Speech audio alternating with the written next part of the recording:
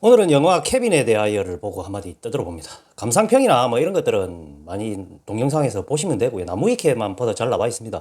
그리고 사이코패스에 관한 뭐 논의를 할 수도 있는 영화이기 때문에 그런데 찾아보시면 되고, 영화 줄거리 뭐 단순합니다. 자유로운 영혼이 결혼해가지고 아이 낳았는데 애가 원래 이상한 건지 아니면 환경에 의해 이상하게 된 건지 뭐 어째저째 해서 대초대형 사고를 치고 뭐 이렇게 마무리됩니다. 영화를 보십시오. 영화 자체는 굉장히 잘 만들었습니다. 많은 부분이 이제 정신심리학적으로 분석을 하는데요. 그런 것들은 앞서 말했듯이 보시면 되지만 저는 이 세상에 대해서 한번 돌아봤습니다. 돌아봤어. 오늘 제목처럼 삶은 공평하지 않다는 겁니다. 여러분은 삶이 공평하다고 생각하세요? 가장 캐캐묵은 이야기로 한번 시작해 봅시다. 자, 우리 흔히 나도는 다이아몬드 수저, 금수저, 흑수저, 뭐 이런 따집니다. 손수저, 흑수저도 없다, 손으로 먹는다, 뭐 이런 사람도 있죠. 예, 곳곳에서 이미 공평하지 않음이 드러납니다. 그죠? 이건 뭐 말 안 해도 다 알 거고. 그리고 또 말 많지만 한국에 태어난 것도 북한 사람 볼 때는 불공평한 겁니다. 그죠? 아프리카 어디 뭐 저 어디고 짐바브웨 이런 데 태어난 사람들이 한국에서 태어난 거 보면 아 저 금수저다 이라고 말할 수도 있는 거죠. 그죠? 그래서 이게 이제 외적인 거는 우리가 쉽게 아 맞다 공평하지 않다 이렇게 생각할 수 있는데 정신적인 부분도 공평하지 않습니다. 사실은. 최근에 이런 말이 많죠. 정신병도 유전일 확률이 높다.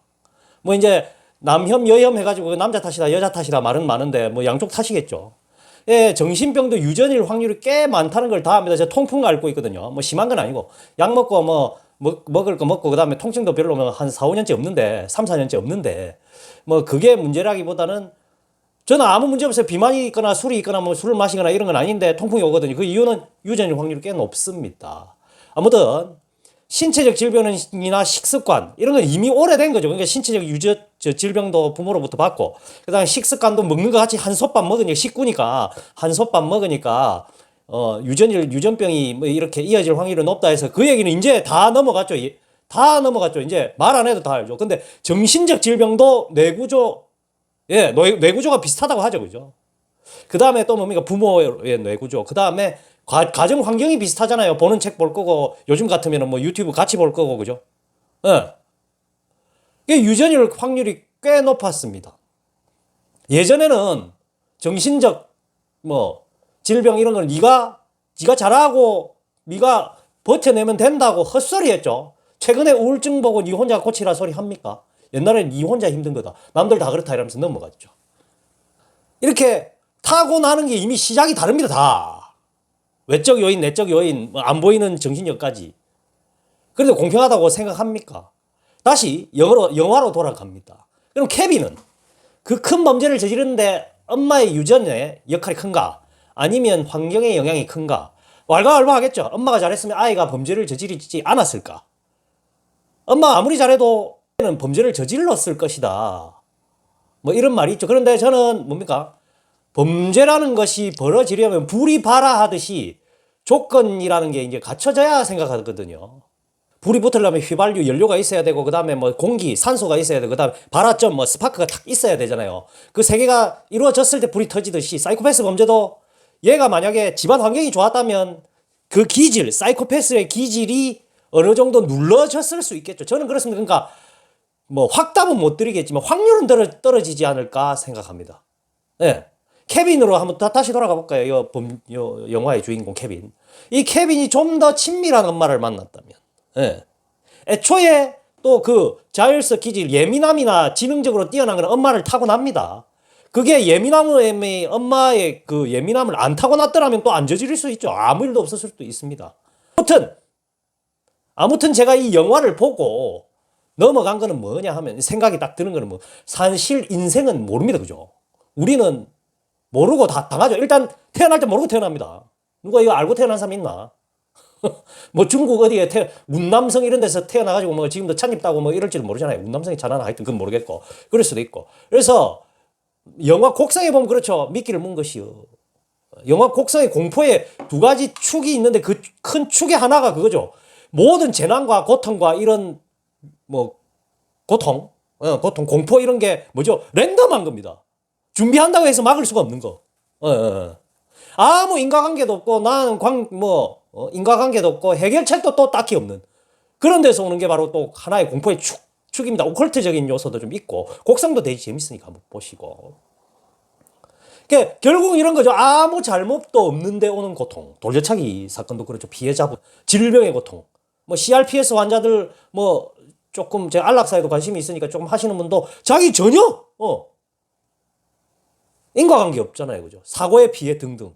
자, 그럼 이제 다시 돌아가 봅니다. 반출생주의. 저는 이제 비출생을 하고 싶은데 비출생주의는 제가 워낙 많이 나온 사람이고 뭐 유튜브 찍으면 조회수도 안 나오고 하니까 뭐 CR도 안 먹히겠지만 비출생주의자인데 이렇게 랜덤하게 돌아가는 이 삶.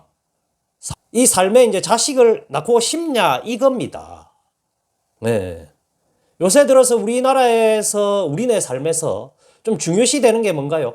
공평하냐 안 하냐를 가지고 많이 따집니다. 공평한 삶에서 삶의 시작점 공평하게 시작해서 공정하게 돌아가는 사회를 만드는 게 가장 이상적이지만 애초에 공평하지 않습니다. 공평성이 있습니까? 어릴 때부터 우리는 권성징악이라는 틀에서 이제 크게 벗어 못 납니다. 근데 이게 사실 공평성에 억수로 크게 기대되는 겁니다. 그러니까 착하게 살면 복이 오고 나쁘게 살면 벌을 받고. 근데 과연 그렇습니까? 그래 따지면 암에 걸린 환자들이 나쁜 짓 해서 걸렸습니까? CRPS 환우들이 나쁜 짓 해서 걸렸습니까? 아니잖아요. 공평 안 합니다. 랜덤하게 막 찾아오는 게 제가 지금 이렇게 떠들다가도 갑자기 그런 질병을 당할 수도 있어요. 그죠? 네. 이제 영화나 뭐 암 환자들 이렇게 뭐 대화를 나눠 보면 암에 걸린 환자들의 10중 8구는 뭡니까? 내가 왜 무슨 잘못을 해서 이런 병이 걸리나? 나는 열심히 살아온 죄밖에 없다. 물론 산재 뭐 일하다가 산업적인 요소로 이제 암에 걸리시는 분들도 있지만 다시 돌아가서 피해자들 아무 이유 없이 당합니다. 그리고 또 우리 모두는 사실은 잠재적 범죄를 일으킬 수 있는 요인을 가질 수 있을지도 모릅니다. 그죠? 근데 이제 아까 발화의 3요소처럼 발화가 안 됐을 뿐이지. 그죠?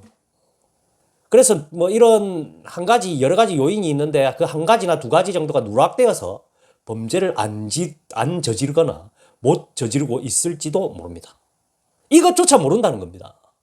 공평하지 않은 그 위험 속에 노출시키는 그 행위, 바로 자녀를 갖는 것이 아닌가 합니다. 공정사회라는 말을 자주 쓰죠. 공평사회라는 말은 잘 쓰지 않습니다. 공정사회.